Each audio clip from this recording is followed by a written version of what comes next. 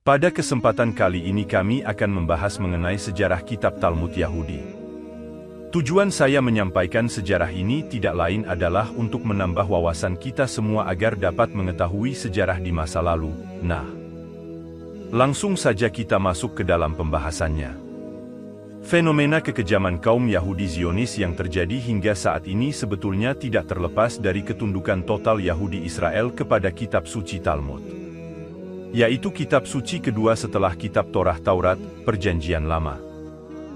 Lebih dari 500 tahun, para rabi menyampaikan ajaran dan hukum agama secara lisan dan sembunyi-sembunyi kepada pengikutnya.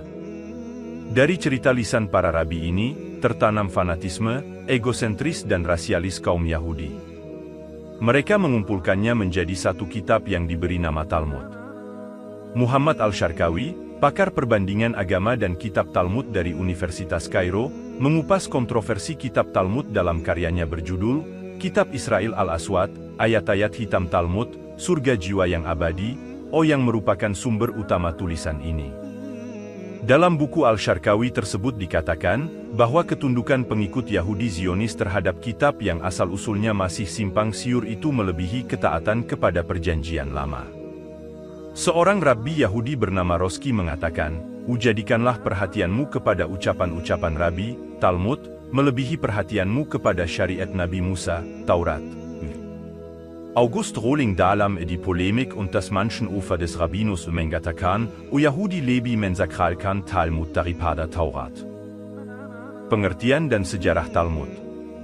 Dalam Dictionary of the Bible, disebutkan bahwa dalam tradisi agama Yahudi, Nabi Musa memiliki dua kitab undang-undang, yaitu Torah, Taurat, yang disebut undang-undang tertulis, dan Talmud yang dikenal dengan undang-undang lisan. Kitab Talmud adalah sebuah kitab yang berisi riwayat-riwayat lisan yang diterima para rabi Yahudi. Riwayat tersebut dikumpulkan oleh rabi Yahudi dalam kitabnya bernama Mishnah, yaitu undang-undang yang terdapat dalam kitab Taurat Musa yang berupa penjelasan dan tafsir. Kendati hanya berupa tafsir atas Taurat, kaum Yahudi menganggap kitab Talmud lebih penting dari kitab Taurat. Demikian tulis Sami bin Abdullah Al-Maglutz dalam bukunya, Atlas Sejarah Nabi dan Rasul.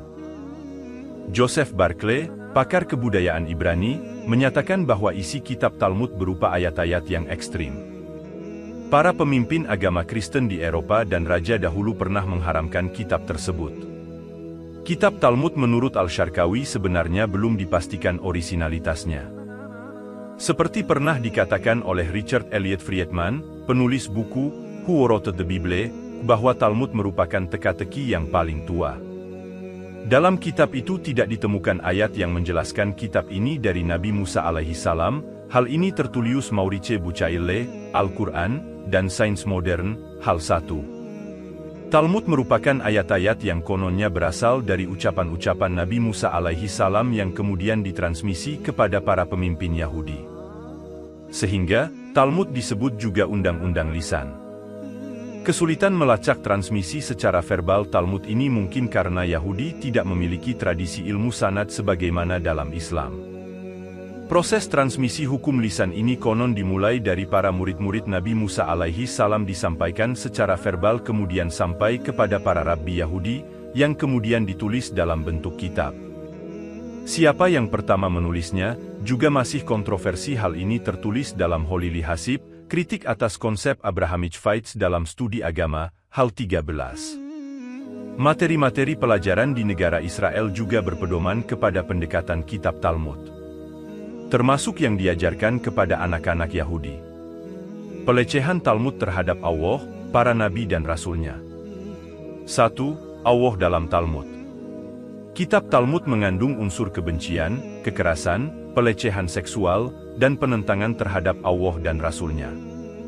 Berikut sebagaimana dikutip dari sebagian kecil dari isi kitab Talmud yang diyakini orang-orang Yahudi, mengenai Allah, Allah bermain dengan ikan paus, raja sekalian ikan. Allah duduk bersama malaikat dan raja setan untuk mempelajari Talmud karangan para rabi, dan Allah menari bersama Siti Hawa.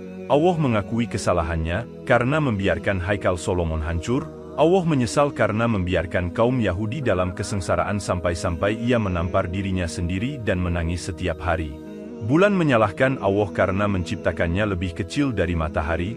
Talmud, Hal 198199. Ibnu Hazm mengatakan, pada kitab Talmud itu terdapat sebuah teks yang berbunyi, panjang antara kening dan hidung Tuhan adalah 5.000 hasta. Maha suci Allah Subhanahu wa Ta'ala dari segala yang mereka sifatkan. Dan maha suci Allah Subhanahu wa Ta'ala dari segala bentuk, luas, batas, dan akhir. Pada risalah lain dari kitab Talmud yang bernama Sadir Nashim yang berarti, hukum-hukum haid, terdapat teks yang berbunyi, di kepala Tuhan terdapat mahkota yang terdiri dari 1000 kuintal emas, dan di jarinya terdapat cincin yang menerangi matahari dan bintang-bintang. Malaikat yang menjaga dan memelihara mahkota tersebut bernama Shandalfun. Disebutkan pula dalam Talmud, bahwa perkataan para rahib Yahudi itu lebih tinggi derajatnya daripada perkataan Tuhan dalam Taurat. Tuhan berdiskusi membaca Talmud dengan para malaikat dan Raja Setan. Maha suci Allah Subhanahu wa Ta'ala dari segala kebodohan yang mereka ciptakan. 2. Nabi Adam alaihi salam dalam Talmud. Ajaran-ajaran di dalam kitab Talmud memuat doktrin aneh dan rasialis. Disebutkan bahwa Nabi Adam alaihi salam pernah menggauli setan perempuan yang bernama Lelet, sehingga darinya lahir setan dalam jumlah banyak. 3. Nabi Isa alaihi salam dalam Talmud. Samuel Al-Maghribi berkata, menurut para rabbi Yahudi, Isa ibn Maryam hanyalah seorang ulama, bukan seorang nabi. Ia adalah anak zina hasil hubungan gelap antara Yusuf An-Najjar dan Maryam binti Imran. Cuma saja, ia mengenal Allah sehingga dengannya ia mampu menundukkan banyak hal. 4. Nabi Muhammad Shallallahu Alaihi Wasallam dalam Talmud. Tentang Nabi Muhammad Shallallahu Alaihi Wasallam ini, para rabbi mendakwahkan bahwa ia suatu hari bermimpi melihat sesuatu yang menunjukkan bahwa suatu saat nanti ia akan menjadi seorang penguasa. Lalu mimpinya itu ia ceritakan kepada para rabbi Yahudi ketika ia sedang berada di Syam untuk memperniagakan barang dagangan Khadijah radhiyallahu anha. Para rabbi segera mengetahui bahwa ia memang akan menjadi seorang penguasa kelak, lalu menyerahkannya kepada seorang teman mereka yang bernama Abdullah ibn Salam, yang juga seorang rahib.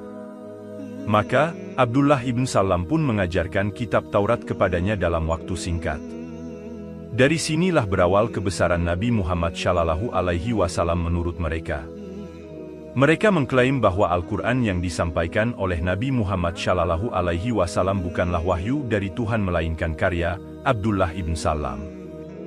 Mereka juga mendakwahkan bahwa syariat Muhammad, syariat Islam, yang menetapkan bahwa seorang istri yang sudah ditalak 3 kali oleh suaminya tidak halal lagi bagi suaminya itu melainkan setelah ia menikah lagi dengan laki-laki lain lalu bercerai darinya, adalah bertujuan agar anak-anak zina banyak berkeliaran di kalangan umatnya.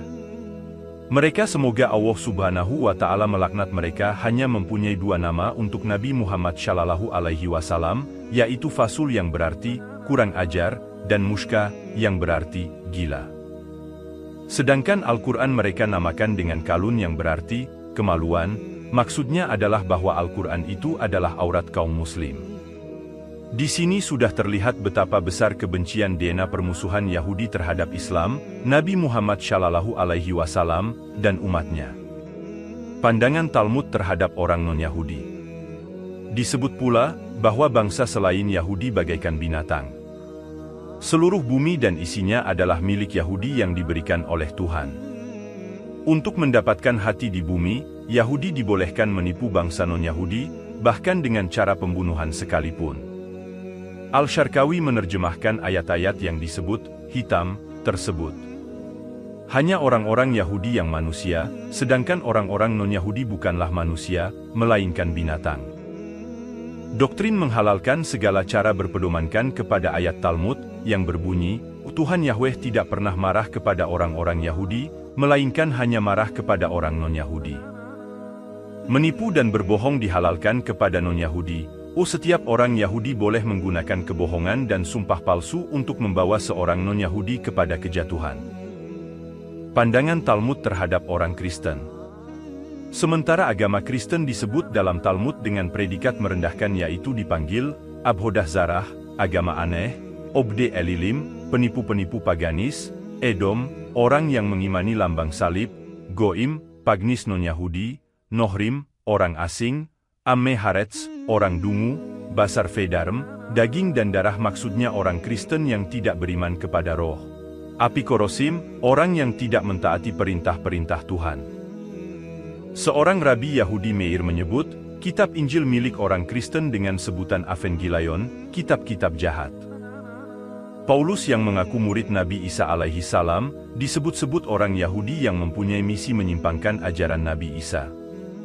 Tujuannya, agar pengikut Nabi Isa alaihi salam bisa bersahabat dengan ajaran Yahudi dan jauh dari Injil.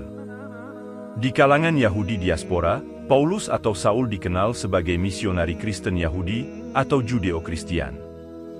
Di antara pandangan Talmud terhadap orang Kristen, antara lain: 1. Tidak berdosa membunuh orang Kristen, bahkan berpahala melakukannya.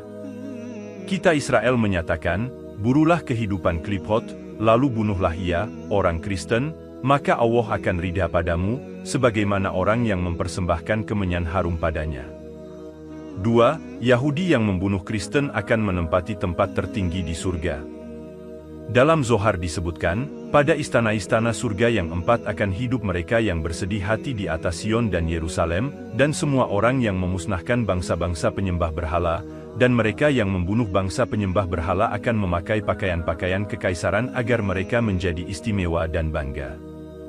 3. Tidak boleh hari raya berlalu begitu saja tanpa memukul leher seorang Nasrani. Dalam Bisashim disebutkan, Rabbi Eliezer berkata, boleh memotong kepala orang bodoh, seorang penduduk dunia fana, pada hari raya Atonement jika hari itu bertepatan dengan hari Sabtu. Lalu murid-muridnya berkata, "Wahai Rabbi, apakah itu sama dengan kurban?"